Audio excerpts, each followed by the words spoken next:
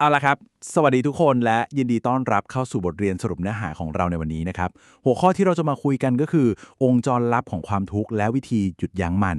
วันนี้เราจะมาคุยกันแบบสบายๆเป็นกันเองเนาะถือซะว่าบทเรียนสรุปนี้เป็นเหมือนเข็มทิศใจดีๆสักอันที่จะพาพวกเราไปสำรวจกลไกการทำงานในใจตัวเองไม่มีผิดไม่มีถูกและไม่มีใครมานั่งตัดสินใครทั้งนั้นครับเราแค่จะมาเรียนรู้แล้วก็โอบกอดความรู้สึกของพวกเราด้วยความเมตตากันครับ ทีนี้ลองถามตัวเองดูนิดนึงครับเคยสงสัยไหมว่าทำไมหนอเราถึงมักจะทุกข์กับเรื่องเดิมๆซ้ำแล้วซ้ำเล่าแบบว่าเหมือนฉายหนังซ้ำอะครับวนลูปอยู่กับอารมณ์เดิมๆเจ็บปวดกับเรื่องเดิมๆตลอดเวลาเลยถ้าคุณกำลังรู้สึกแบบนี้อยู่อยากบอกว่าคุณไม่ได้อยู่คนเดียวนะครับมันเป็นเรื่องปกติมากๆและเป็นสิ่งที่มนุษย์เราทุกคนล้วนต้องเคยเผชิญมาแล้วทั้งนั้นครับ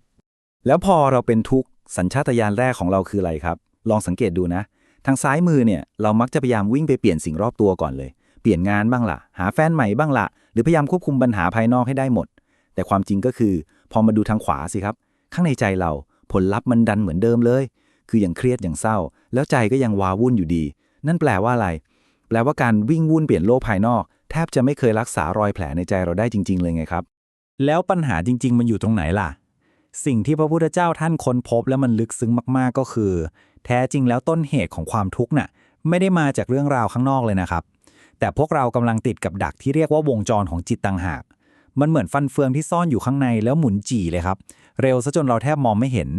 แล้วมันก็ทำงานเงียบๆของมันไปตลอดเวลาโดยที่เราไม่ทันรู้ตัวเลยครับแล้วหน้าตาของไอ้วงจรที่ว่าเนี่ยมันเป็นยังไงเอาละครับลองดู5ขั้นตอนนี้ตามไปช้าๆนะไม่ต้องไปกังวลกับคำศัพท์ยากๆนะครับปล่อยผ่านไปได้เลยเรามาดูธรรมชาติของมันกันเริ่มจากเบอร์1การกระทบส่งต่อไปเบอร์2ความรู้สึกแล้วก็ไปความทะยานอยากความยึดมั่นจนไปจบลงที่เบอร์5คือความทุกข์ครับเดี๋ยวเราจะมาค่อยๆแกะรอยไปทีละขั้นด้วยกันสบายๆนะครับ มาเริ่มที่ก้าวแรกกันก่อนสิ่งนี้เรียกว่าการกระทบหรือผัสสะครับพูดง่ายๆมันคือจุดสตาร์ทที่ธรรมดาและเรียบง่ายที่สุดในชีวิตเราเลยฮะไม่มีอะไรซับซ้อนเป็นแค่จังหวะที่ตาเรามองเห็นภาพหูได้ยินเสียงหรือใจเรารับรู้ถึงอารมณ์บางอย่างที่แวบเข้ามาแค่นั้นเองครับมันเป็นแค่เซ็นเซอร์การรับรู้ที่ทำงานตลอดเวลาที่เรายังตื่นอยู่แค่นั้นเองทีนี้พอมีการกระทบปุ๊บสิ่งที่ตามมาติดๆแบบแยกกันแทบไม่ออกเลยก็คือความรู้สึกครับหรือที่เรียกว่าเวทนาตรงนี้แหละที่ใจเราจะทำงานแบบออโต้เลยในชั่วเสี้ยววินาทีแบบ snap นิ้วเลยนะครับใจเราจะตีตราทันทีว่าเอ๊ะสิ่งเมื่อกี้เราชอบหรือไม่ชอบหรือว่ารู้สึกเฉยๆซึ่งปฏิกิริยาสายฟ้าแลบแบบนี้เกิดขึ้นกับเราทุกคนตามธรรมชาติโดยที่เรายังไม่ได้ตั้งหน้าตั้งตาคิดเลยด้วยซ้ำครับ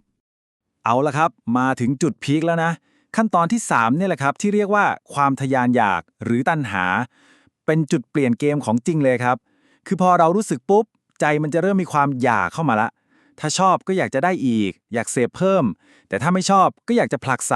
อยากจะวิ่งหนีหรืออยากให้สิ่งนั้นมันหายไปเดี๋ยวนี้เลย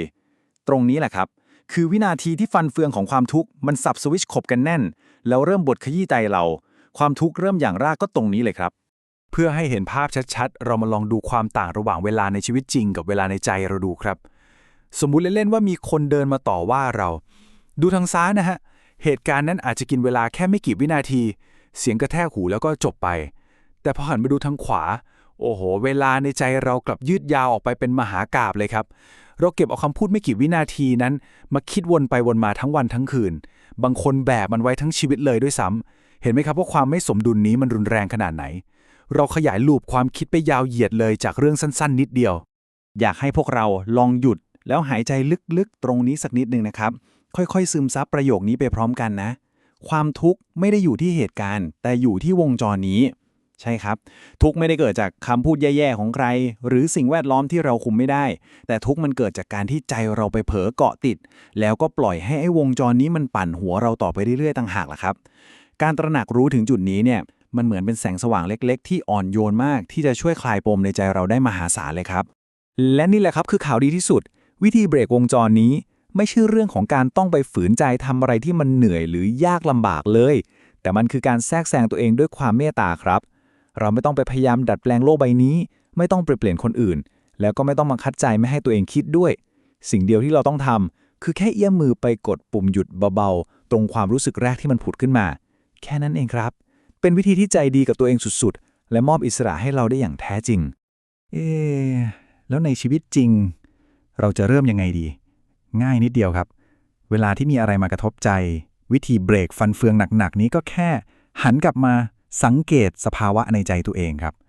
สังเกตเฉยๆเลยนะ แค่กระซิบในใจเบาๆว่าตอนนี้ใจไม่ชอบฮะ หรืออ้าวตอนนี้ใจอยากได้นี่นาหรือโอ้โหตอนนี้ใจกำลังดิ้นทุรนทุรายเลย แค่ตามดูให้ทันแบบซื่อๆไม่ต้องไปตัดสินมัน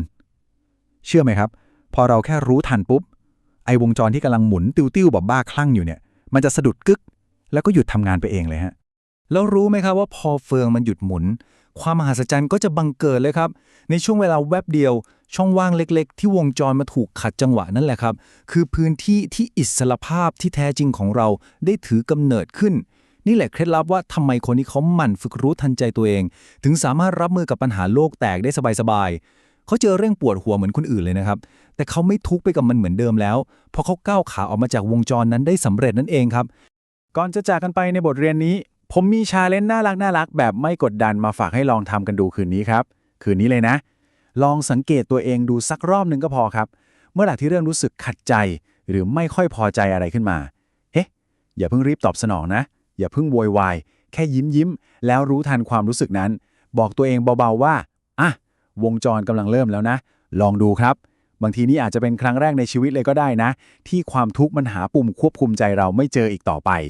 ซึ่งพอลองทำดูแล้ว มันก็นำมาสู่คำถามสุดท้ายที่น่าคิดมากๆเลยครับว่า ถ้าแค่การหันมารู้ทันอารมณ์เล็กๆน้อยๆมันยังทรงพลังถึงขนาดหยุดวงจรความทุกข์ได้ขนาดนี้